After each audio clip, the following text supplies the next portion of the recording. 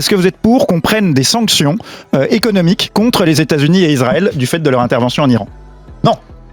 Est-ce qu'on doit boycotter les produits israéliens et américains dans nos supermarchés du fait de cette agression qui viole le droit international ou pas? Mais de manière générale, je suis pas un fan du recours au boycott, et aux sanctions. Sanctionner Donc, des on ne va États. pas... On peut avoir des sanctions économiques quand on a des éléments, mais c'est pour ça que je dis que c'est complexe. Quand la Russie envahit l'Ukraine, pourquoi ne pas lever les sanctions contre la Russie? C'est même étonnant que sur BFM on puisse dire ça.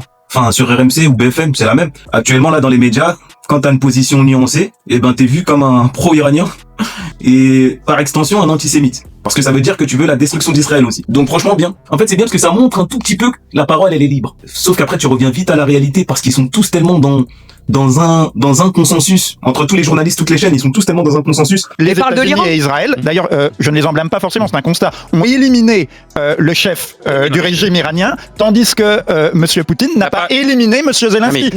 Voilà, tout est dit. Merci M. Bonani. Tout est dit. C'est vrai que des fois, lui, l'objectif, des fois, il essaye. Non, bien.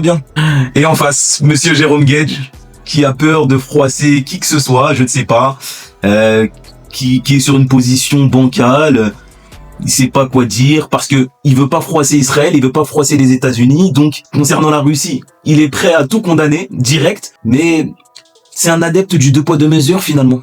Qu'est-ce que tu veux que je te dise?